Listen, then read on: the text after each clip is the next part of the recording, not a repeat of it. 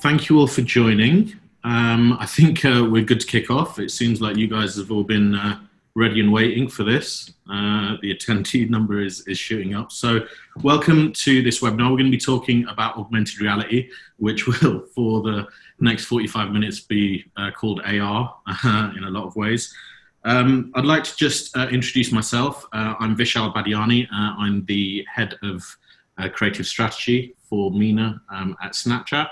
I'd also like to hand over to my illustrious panel guests, Mike Corey and Ben Schwartz. Do you guys want to quickly introduce yourselves?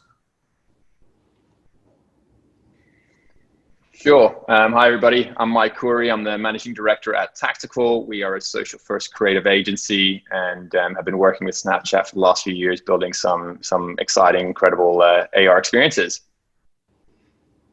And I'm Benjamin Schwartz from GTB, which is an integrated agency, and we look after Ford as a client specifically. And we've been experimenting with Snapchat and for the past year and a half, and we're happy to share some of that today with you. So I'd also like to just do a quick shout out to Dubai Internet City for hosting this, and we really hope that the session is useful for all of you guys. We're going to be talking a lot about AR in the region, and specifically how AR is being used as part of the digital marketing mix across the region, in particular over the last 4 to 5 months, where we've seen a big kind of surge in demand.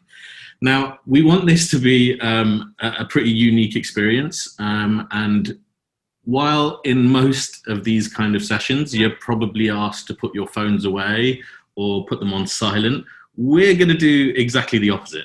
So what I would love for you all to do, and you'll get the most out of this if you can kind of just bear with me and follow this through, download Snapchat, because we're going to have augmented reality experiences that you can actually play with throughout the presentation. You know, we can sit here and try and explain to you what augmented reality is, or, you know, we can play videos for you, which will probably come across as a bit glitchy over your connection, or you can actually download Snap and I'll show you how you can actually experience the power of augmented reality yourselves on your mobile phones from the comfort of your own homes, which obviously is one of the main attractions for a lot of clients at the moment. So one experience that I think you should all definitely try is one that we've just built, and it's very much hot off the press. So this was a augmented reality experience we've built in partnership with Ogilvy and the city of Chicago.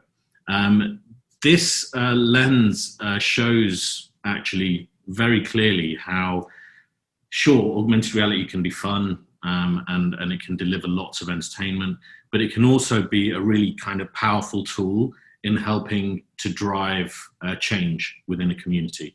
So in Chicago, they've had a lot of issues with people being unwilling, I'd say, to wear masks. So this is a lens that we developed and only launched over the weekend, which you guys can try for yourself. What's super interesting about this is that the augmented reality only kicks in once you wear a mask. So the camera is smart enough to actually detect that space over your face and overlay some augmented reality effects, which make wearing a mask much cooler than it may seem otherwise. Now, for you to unlock this experience, it's really simple. So what you can see on the right-hand side of your screen is a snap code. Now, that snap code works pretty much like a QR code. And the reason I asked you to download Snapchat is so that when you open Snap, it should open directly onto the camera. If you are able to simply switch your camera so you're facing the screen and take a snap with that snap code as big as you can get it onto your camera. So press the button, take a picture, and immediately it should make a sound like this.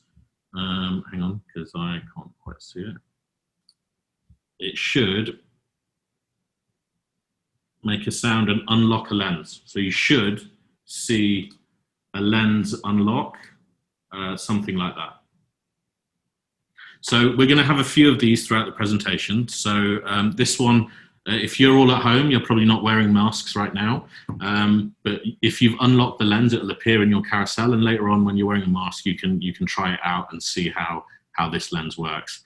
And I think, like, look, it's important that we show the impact and the power of augmented reality. It isn't just a novelty. It's moving more and more into a utility, a way to really get across messages. And that becomes super important when we're talking about brands and how brands are actually using augmented reality as part of their digital marketing efforts. More and more, we are seeing augmented reality as a key part of any digital marketing toolkit. And so if your agencies aren't thinking about augmented reality, or you're not seeing concepts or ideas that are in that space, then I think it's something that you should be going back and challenging them with.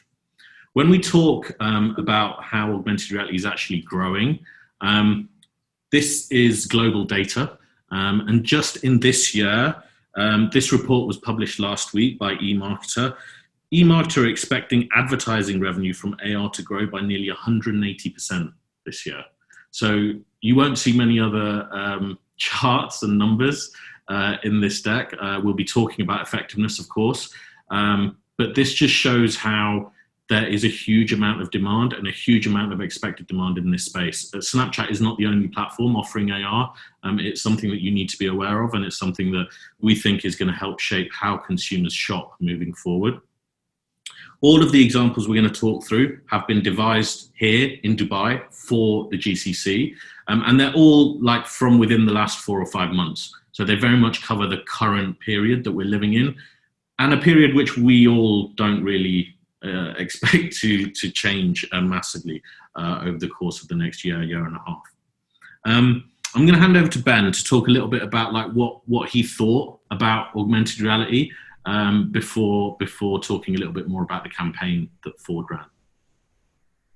Thank you, Vish. I think at first everybody was a bit skeptical, and maybe when you work in the creative industry, you're exposed to AR, because obviously you're looking at case studies, you're looking at award-winning campaigns, and you're seeing some cool stuff being developed, but you always feel that this is a little bit far away from you, and so I would say that it's normal that people felt a little bit skeptical at first, because it's a new technology, but really it's not necessarily that new.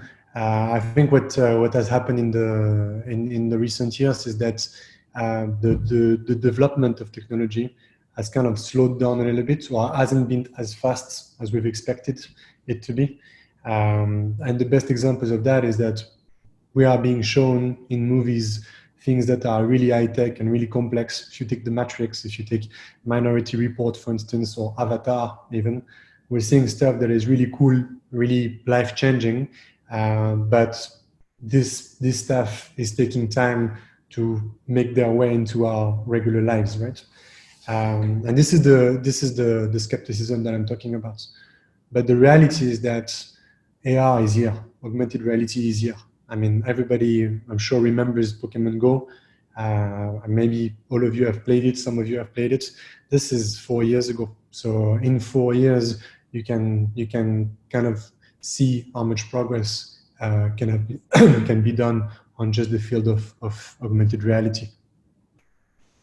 There were some instances where I was a bit jittery as well when the technology was first introduced, and which also reinforced this skepticism. When Google launched the lenses, the Google Glass, and then threw it back a couple of years later.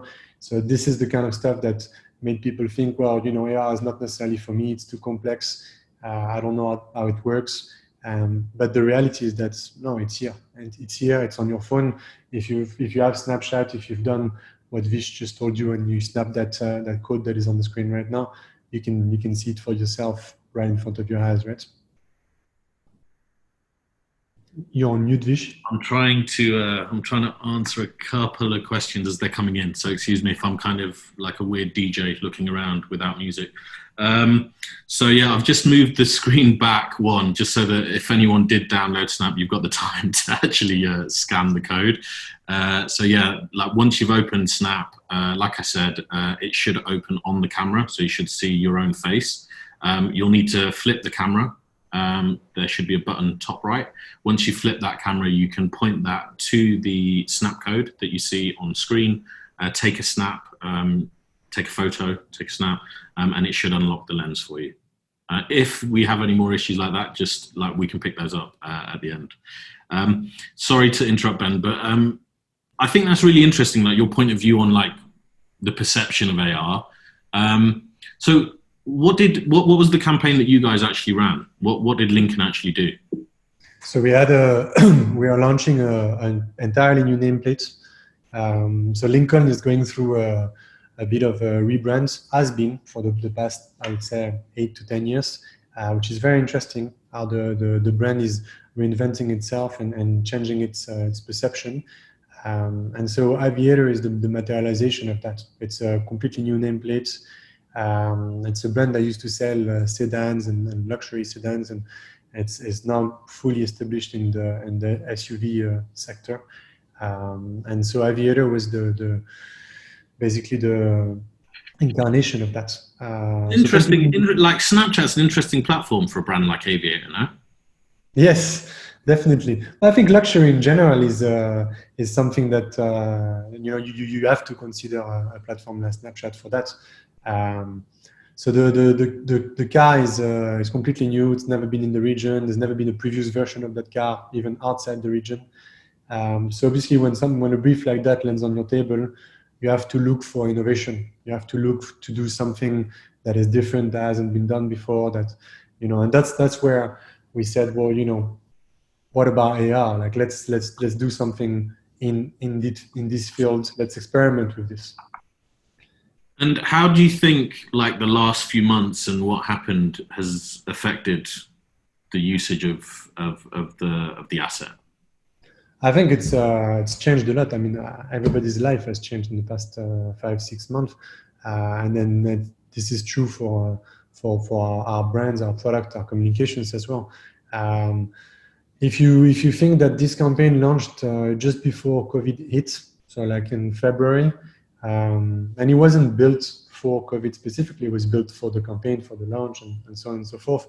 But what's interesting is that 2 months down the line, in April or May, especially around Ramadan time, it basically became the most valuable asset that we had available, because people were not able to go to the showrooms, right? So people were not able to experience the car themselves.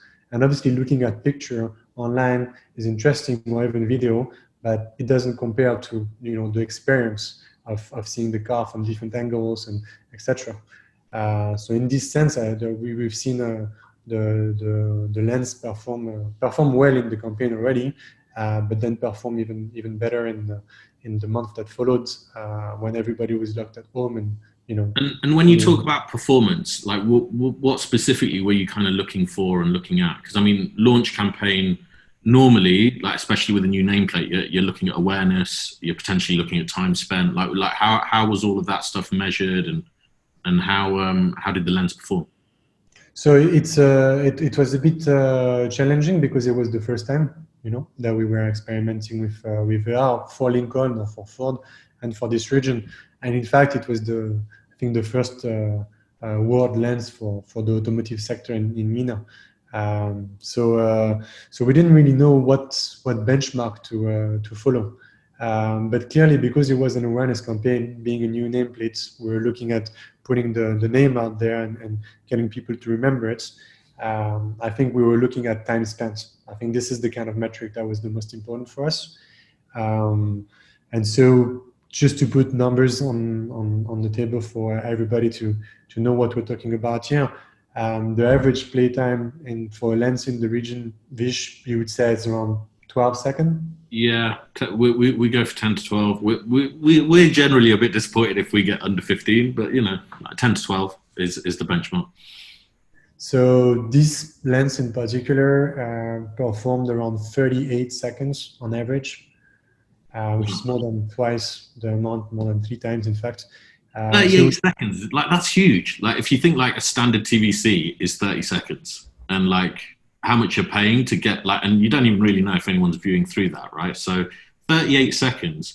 And like, just from my experience, like, you know, and anyone that's actually using Snapchat now, you'll see that these are not served to you, right? These kind of experiences, you have to open the Snapchat lens carousel. You have to choose to play with a Lincoln branded lens, and yet still you saw 38 seconds of playtime. Like how many, like, do you know how many people played with it?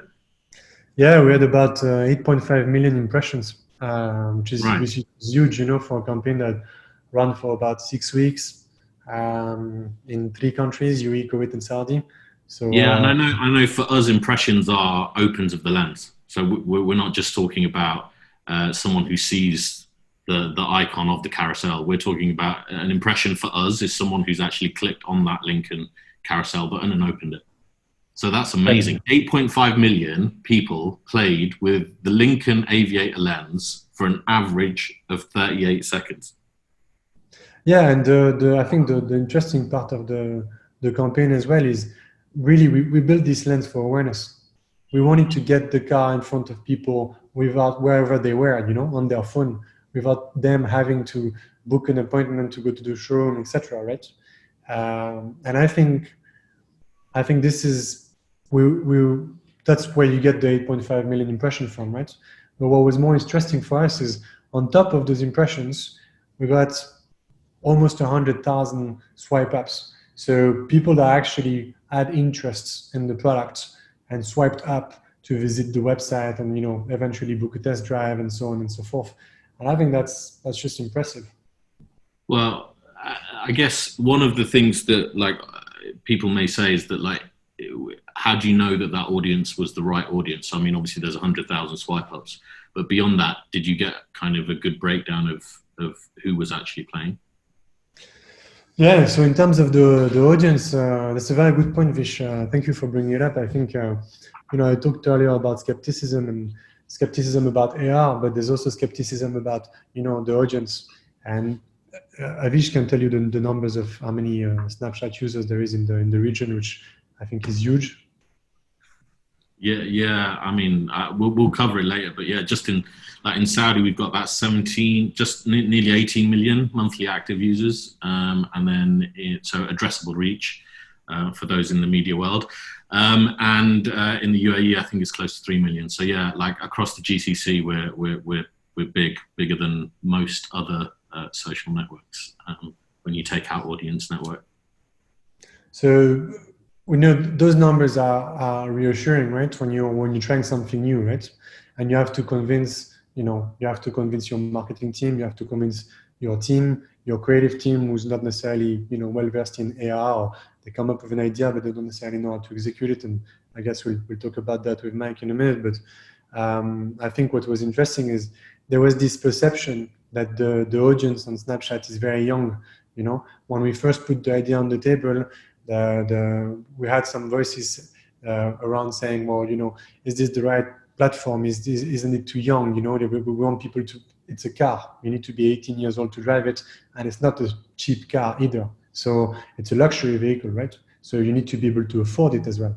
So there was some skepticism on the fact that maybe the core audience of Snapchat is around, you know, 14 or 15 or 18 years old, which is not the case. You know, I think Vish we'll touch on that later. Yeah, I mean, like this is a common. Yeah, I mean, like I think it may be an issue for Snap in other markets, but certainly not for us here in MENA. We pretty much match the audience demographics and the population. Our audience demographics pretty much match the population demographics of the region. I think it's really interesting. There are a couple of things that you said that are super interesting. One, I think the idea that all of a sudden, you know, we all plan campaigns like awareness, consideration, conversion. You can substitute your own words in there for whatever you might call them. But, you know, there's kind of these 3 phases. And I think what we're seeing, because of the nature of a lens and the nature of the interaction, you're actually able to deliver against multiple parts of the journey with a lens, right? The other thing that I thought was really interesting was this idea of kind of virtual footfall versus real footfall. You know, like with automotive, the last stage of the purchase journey has, and like before COVID, always seemed that it would be the dealership. I wonder, like Mike, you know, other brands or businesses that you think, you know, have traditionally relied on kind of real world footfall. Like, have you seen like an increase in kind of inquiries, or have you seen any cool stuff happening in AR for those kind of brands too? Yeah, absolutely. First off, I love that Lincoln case study. There's so many like interesting touch points on there that, you know, on a marketing point of view, on a customer experience point of view, on a business sort of like success story point of view, that really hit home. And if you look at how this sort of space has evolved in the last few years, it's certainly accelerated through COVID. You know, businesses across the board are having to transform. It's a forced transformation, and the ones who transform quickest are ahead of the curve. And you're seeing some amazing case studies start to appear, like the one you showed earlier with the face mask using machine learning and all sorts. It's such a simple execution, but just such a powerful experience. And to kind of reference what's on the slide now, you know, another luxury brand such as Gucci doing a great, putting together a great example of how AR has really supported, you know, their transformation as a brand on the digital space. So in this example, there's two different snap codes here, but this actually leverages a new technology that Snapchat have released, which is the virtual try-on with your shoes. So if you scan the codes here on the left and the right, one's for men, one's for women, and you've got the opportunity to wear a new release on your feet. You know, see it in the comfort of your home, in the safety of your own home, and experience what that looks like. And that's a great awareness, you know, piece as well, which is, you know, you're promoting and you launch, which, yeah, great success for that as a brand. But what's really interesting here is also the opportunity to convert that. So there and then, if it's something that you want to share, you can share it with your community, share it with your friends. And, you know, again, that's a great sort of viral piece of content. But beyond that, you know, on a business success, it converts to, you know, the website where you can order the shoes, etc. So you know, talking back through that funnel, through the 3 stages, this one experience actually hits home on all of those. Yeah, giving the brand an opportunity on many levels. This experience is so cool. Like, I mean, yeah. First off, like to be able to build AR that a brand like Gucci is going to approve just kind of shows how far advanced this technology is. To have that in the palm of your hand kind of links back to what Ben was saying about, you know what, it like some of this technology that you've seen in films obviously takes ages to kind of come through. But once you open your eyes and see what's actually possible, and, you know, these lenses were developed in kind of, you know, 3 weeks. So, you know, I think there's, especially for a brand like Gucci, and, you know, there's an image in the background here of the actual store in Dubai Mall, and look at that, like that experience is what people that are buying Gucci shoes expect. But to be able to kind of, in times like these, almost find a way around that and still deliver a really premium experience is really, really quite powerful. I know that they've done stuff with watch try-on. I saw it the other day where they've, in their own app, I think you can do a virtual watch try-on. So I suspect that's kind of coming soon for us as well. I mean, beyond auto and luxury, like, yeah, absolutely. Are there any other verticals you think have really kind of embraced this, or that others can take learnings from?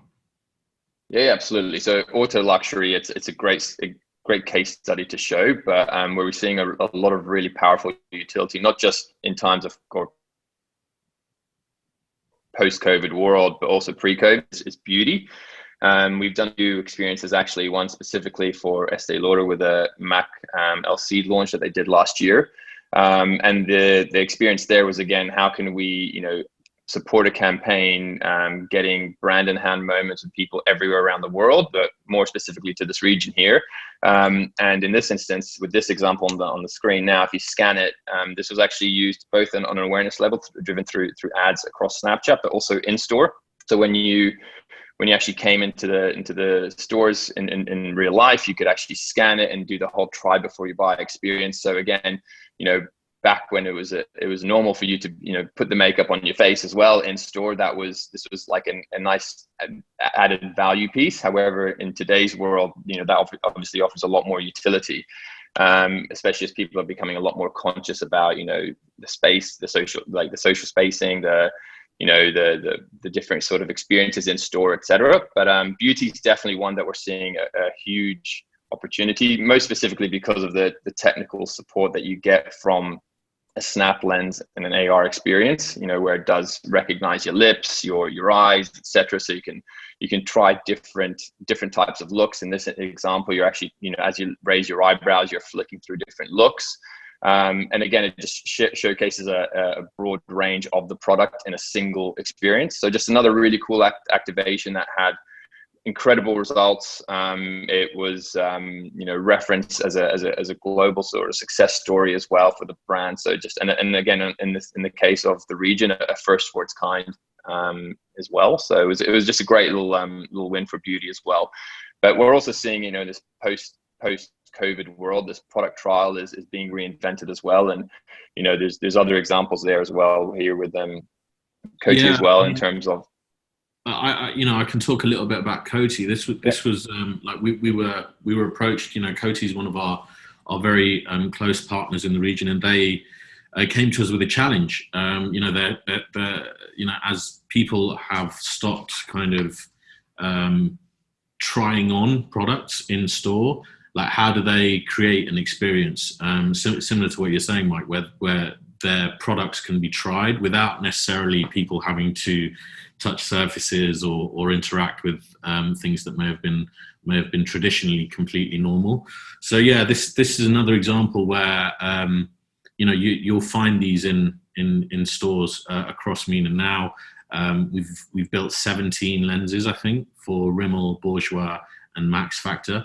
And as Mike says, they highlight different products that all have different effects on the face. I'm not going to try those for you because I don't normally use mascara. But these are really clever ways for you to get around that whole product trial challenge that we're all going to face. Like any brand that it genuinely relies more on footfall and people actually going into a store and picking up and touching and feeling a product. Like AR is just such an obvious solution. It also, because of our scale, means you can attack the actual footfall problem. Like, I think there are two issues that brands are facing. The first issue is fewer people are actually going out and going to the malls and going into the stores. The second issue is once they're in the stores, they kind of want to get what they want to get and get out. They don't really want to be spending time interacting with either people or products or points of sale anymore the way they used to. So I think AR is a really, really clever way. And with the scale that we've obviously got on the platform, you can drive virtual footfall of millions over the course of a weekend. And then beyond that, you can actually look at engagement and make sure people are learning about your product and understanding exactly how it works, what the benefits of it are, and how it actually works for them, right? Because I think makeup's and beauty is a really personal experience, right? Like what works on one person's skin isn't going to work on someone else's. So the opportunity to almost kind of bring that experience to life for people in a way that's completely realistic, I think is a massive opportunity. So like, I think we've talked quite a lot kind of around like bottom of the funnel and I think on these which are live right now, what we've seen is that people that are playing with these lenses in store are much more likely to convert. I can't share the numbers yet. There'll be a case study, an official case study coming because the campaign's still live, but we're seeing really, really good performance. Like the conversion rate on people who are opening these lenses to purchase is really high, and they're delivering higher basket value too. So I think we've talked quite a bit about kind of bottom of the funnel. We've talked about how lenses are moving from kind of entertainment and novelty into kind of utility and function. What about kind of more upper funnel kind of campaigns? Mike, have you seen or worked on anything like that recently, or is that something that brands are shying away from? Yeah, absolutely. So these are obviously great examples of social commerce converting and coming to life. But a campaign that's actually running at the moment with DTCM, we've developed a lens there where it actually broadcasts or not broadcast, it gives you a chance to communicate with audiences that, otherwise are locked in or very distant from your local location. So in this example, if you just actually jump through to the next slide, exactly. So this is actually a second phase of the campaign. So they initially launched a lens which inspired, the dream phase of the experience. People were slowly coming out of lockdown, wanting to find ways to, I guess, dream a bit further. And Dubai did a fantastic job of getting into those spaces and using AR to leverage that. And the second lens is what actually we've been working on more recently, where we again teleport the audience to highlights within the UAE or within Dubai specifically, like Jumeirah, etc. And this is just a great way for brands to reach international audiences and really connect and just drive that awareness, drive that dream phase of, top of mind. How can I like inspire people to travel again? How can I inspire people for Dubai to be front of mind when it comes to a destination to visit again, and do it in a way that's safe. So again, going back to that safety piece, that's transformed the way people are consuming and engaging with content these days. And AR just is, again, a really good way for us to do that. And in this instance specifically, there was, in terms of production time, it was a quick turnaround. I think we're looking anywhere between 1 to 2 weeks maximum. So again, to build something that is actually in motion now, so we can't really share any results, but again, that has so far been, very, very successful in inspiring international audience. It's just a great case of AR doing that for hospitality. Yeah, I mean, like DTCM was super brave. I think they really grasped the opportunity of people being at home, right? And they knew, and I mean, lots of research kind of shows that people still want to travel, right? Like there is a lot of kind of nervousness around what that looks like and the different things you may have to do now to travel versus what it was like before. But yeah, for DTCM to go out into international markets and promote Dubai as a destination using AR at a time like that is a really brave call by them as a brand and kind of fits with Dubai's image, I guess, as a leader and an innovator. We certainly didn't, like most, like travel, I think travel and airlines have probably been the sector that has been most hard hit over the last 5 months. So yeah, this was like playing around with these experiences just makes you want to come to Dubai, right? And I think beyond, without actually saying it, it kind of just makes you feel like Dubai is actually safe and open and ready to welcome you again. So yeah, really, really cool example. I love the craft on the second lens as well. I think the way that experience comes to life on your phone really does bring the best of Dubai out and makes it feel very real. So look, it's pretty clear that when you look at all of these kind of experiences and you think about how they work and the briefs that we may have received in order to kind of deliver these kind of experiences, like AR seems really flexible, right? Like similar to a video, like you can create AR for upper funnel or mid funnel or lower funnel, and like with a video, it can have a trickle down or a crossover effect into the other parts of a traditional funnel, right? What do you think, like, based on the campaigns you're working on now, based on how things have changed, like, Mike, do you have a kind of, I don't know, like 3 golden rules or 3 tips you'd recommend people follow if they want to start playing in this space? Yeah, absolutely. And, AR does sound intimidating as a concept, but as things are transforming, it's so much more accessible. And with Snapchat, you're able to, really leverage the best of the platform to connect with an audience. But saying that, you do want to follow 3 sort of key guidelines when it comes to thinking, okay, how do I connect with my audience on this?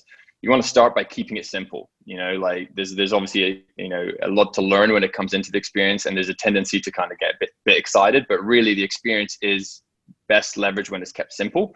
Also, don't overbrand it. Less is more. We need to remember that. So this is a user experience you're trying to deliver, not just a brand experience. And then lastly, the difference between AR and other mediums is that it's interactive. So make it fun, like interact with your audience.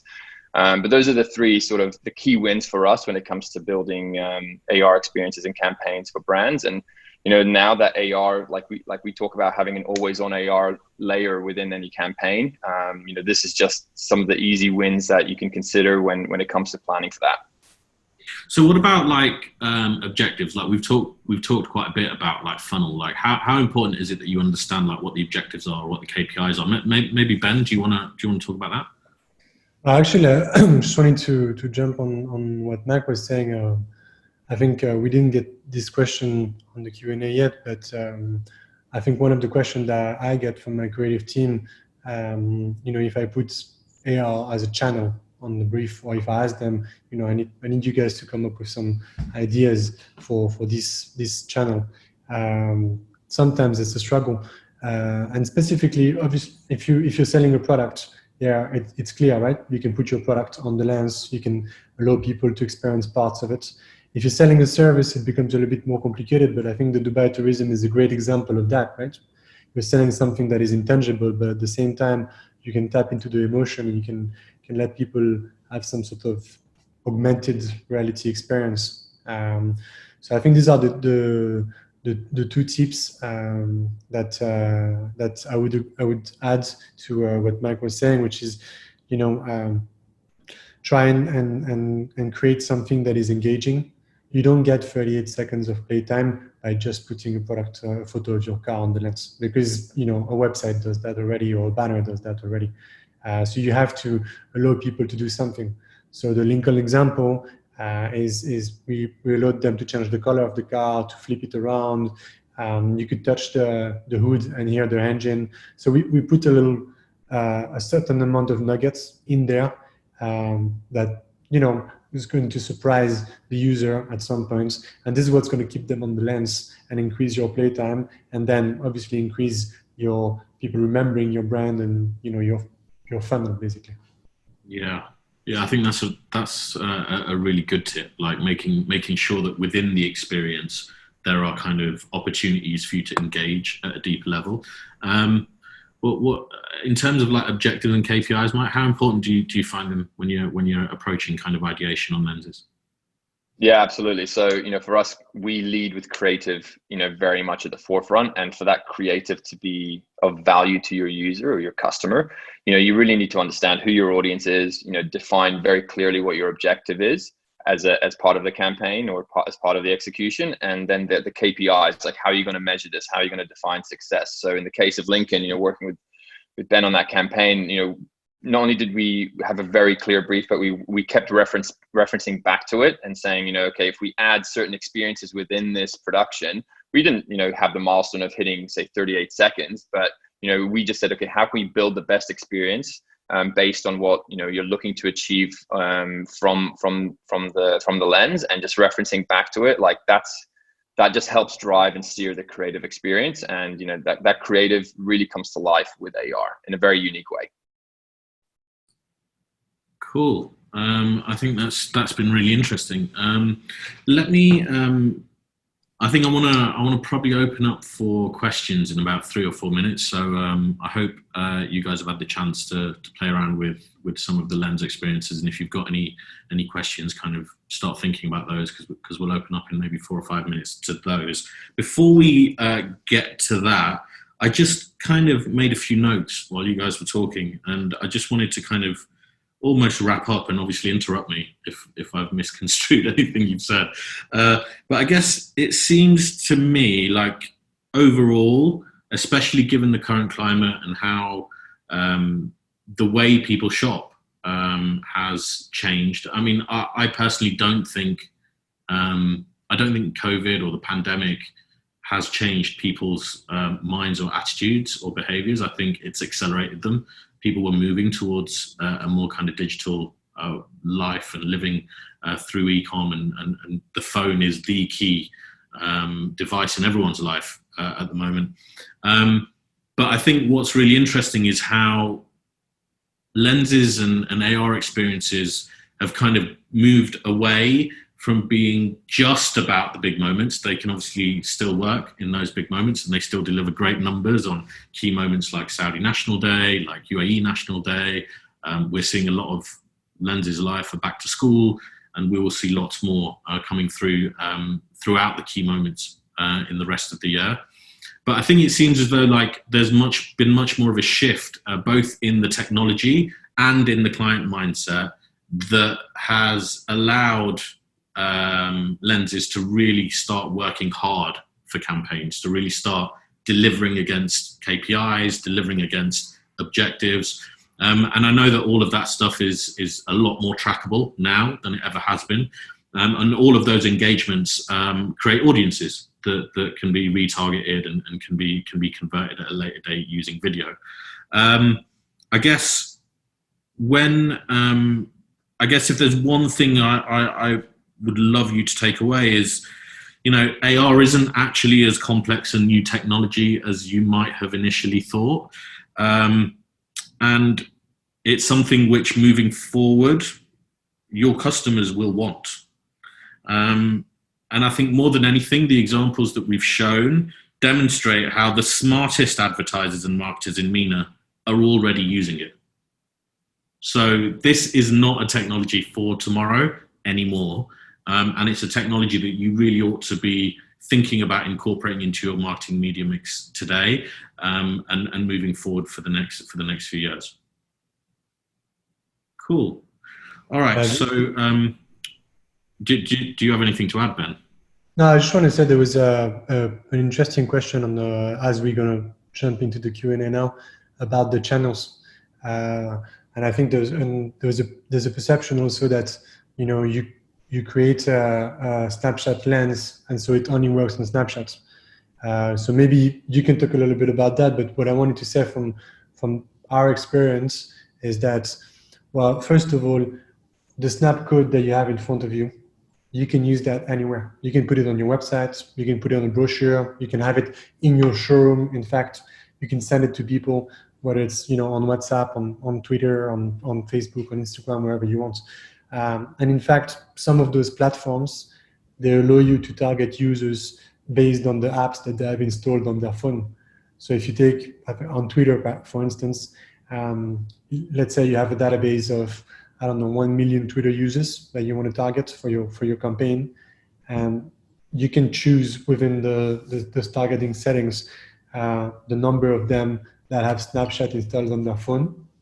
Let's say that's 40% or 60%, whatever that is, and then you can serve that snap code to those people. And then, I mean, I think it's a really interesting question about where the AR lives. I think we've worked very closely with brands globally that have developed their own AR experiences within their own apps, right? And that is a different type of experience. It's a much more detailed experience in most cases, but it moves the brand away from what they really want to be doing. Like Gucci don't want to be Gucci's focus is not to get people to download an app. Gucci's focus is to create beautiful clothes and garments and develop a brand that people are willing to spend a lot of money to be associated with. So I think the power of developing these kind of experiences on social networks, obviously I would say Snap, but that's because we're huge in this region, allows you to distribute the experience efficiently and effectively. I just, in between, I asked for some specific numbers. We have over 45 million addressable reach across MENA, 17.2 in Saudi and 2.3 in UAE. So I mean, for a standalone app to get that many downloads and get people to engage with that experience is hard, especially when our audience over the course of the last kind of 5-6 years have really learned how to use AR. They probably don't even know they're using AR themselves. They're just playing with lenses or filters or whatever they call them.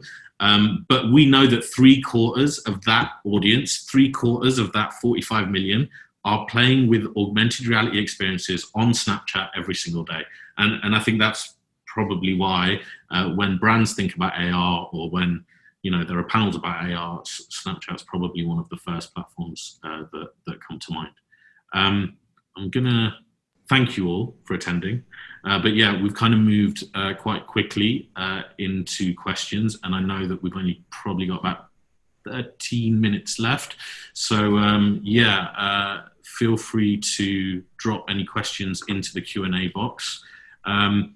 While we wait for that, I'd also just like to say that if you want any more case studies, like if you want case studies with lots of numbers and performance and background, you can go to Snapchat for Business, where we have a lot of creative case studies on our business website. So if you want any additional kind of information, or if you want to look and filter by vertical or by objective, you can do all of that on our website. Do we have any questions yet? There's one from Anthony, I think, from Dubai Holding. I'd like to take that one if you don't mind, Vish. Yeah, go for it. So I think it's really interesting, your question, Anthony. You were asking, I think, if I got the question right, is how do we take this into the next level? And I mean, I'm sure you mean specifically for your industry and your vertical, right? And I'm sure that the COVID has asked you, has kind of forced anybody in the real estate space to look at virtual experiences, right? Because you cannot bring people to visit apartments. So how do you do it? Yeah, you've seen people being creative with that. You've seen people, calling other people on video conferences services like Zoom that we're using right now to show them the apartment and things like that. But virtual reality is a big thing for real estate. There are a lot of players out there that can help you, and generally, it's not that complicated. That's the first question that we always get is, how long is it going to take? Is it really time consuming? What kind of stuff do I need to provide? And the reality is that if you're building, an apartment, a tower, you have plans, you have drawings, you have, CAD files, things like that. All of this stuff can be used by, people like Mike and his team to build a lens. The best example for Lincoln, we used industrial drawings, and we basically had a 3D model of the car built. And the same would apply for, I would say, if you're talking about, a building or commercial space for that matter. Talking about timelines and assets, Mike, what do you like? How long does it normally take to build a lens? Or we've had a couple of questions here, which I think are like bang in your space. So we've had an anonymous attendee. What's the cost bracket to create a snap lens similar to the Gucci shoes or the Bourgeois? And then obviously I think Ben touched upon developing these kind of experience and the kind of assets you need. So can you talk through the kind of process a little bit? Yeah, absolutely. I guess people feel there's a big barrier when it comes to, how to build a lens, how long is it going to take, how much is it going to cost, etc. And for us, we believe in eliminating those barriers. So it's almost like, how much does it cost to produce a TVC, or how much does it cost to do anything? It all comes down to understanding the brief first, understanding what we want to achieve. We've built lenses in anything from less than a week to up to 3 weeks when it's a bit more complex.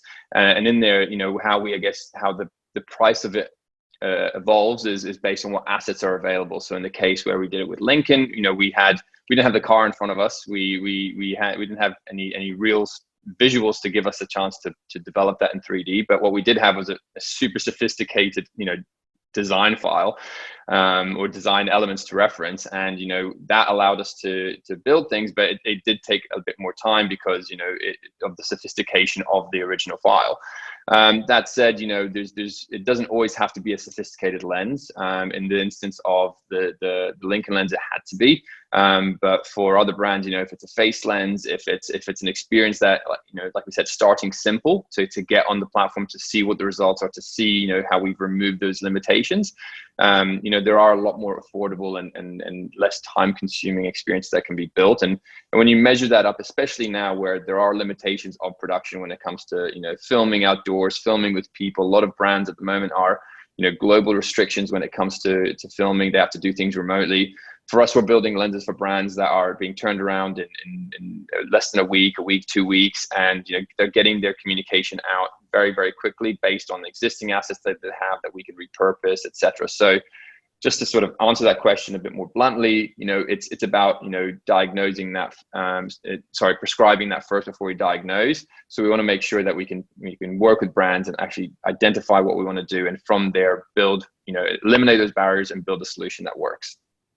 Yeah, and I mean, I think it's a really interesting point. One of the things that we know is super popular in the region is gamification, and that's another kind of type of lens experience. I haven't shown any of those here because I think we've been focusing on businesses and brands and how they can really drive things forward. One of the questions that came up from Aruna was around, are there any F&B brands that have done interesting AR experiences? And so it kind of immediately triggered me into gamification. I know you guys have done some stuff with Starbucks and PF Chang's and a few other F&Bs.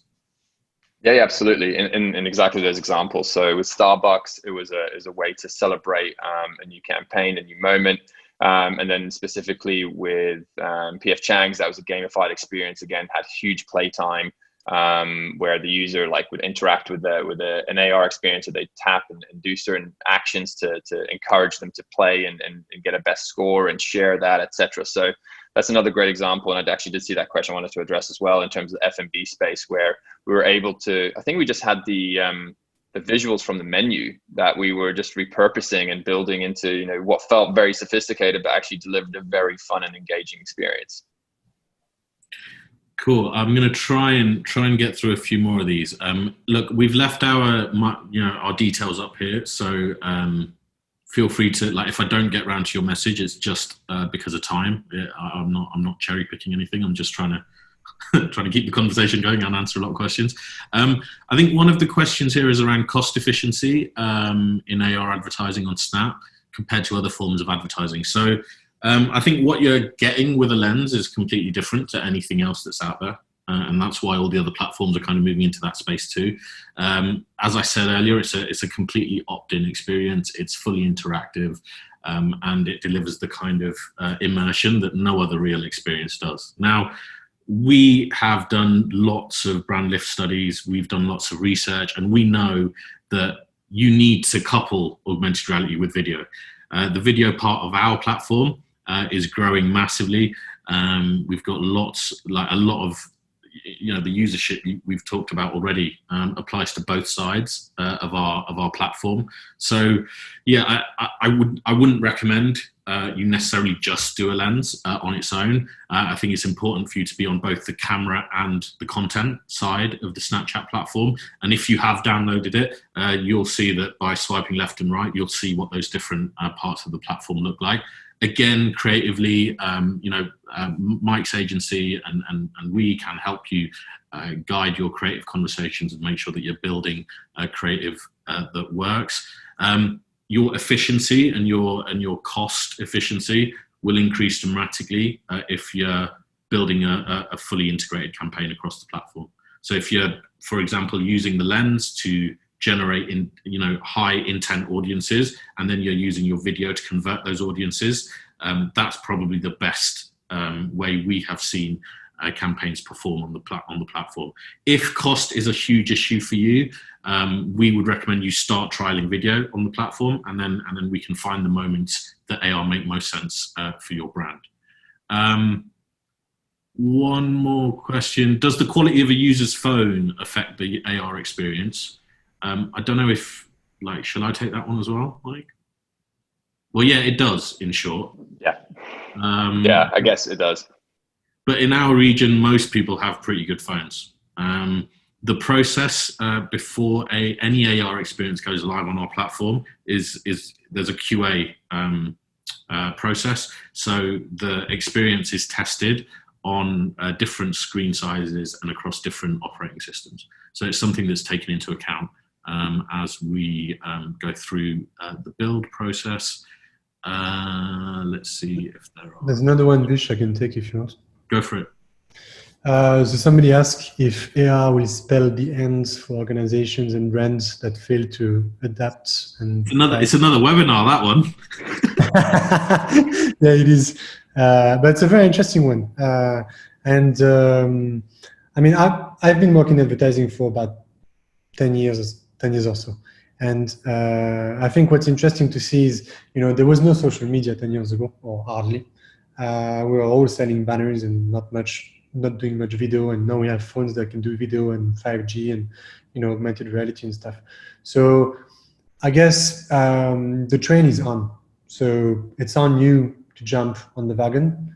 And if you don't, or if you jump last, of course, in the long run, it's going to be detrimental to your brands, to your customers, to the perception of your brand. And if you jump first, then obviously, you're going to be, like Mike was saying, one of the pioneers and you're going to be at the forefront of this thing and running it, which obviously has some benefits. So definitely, I would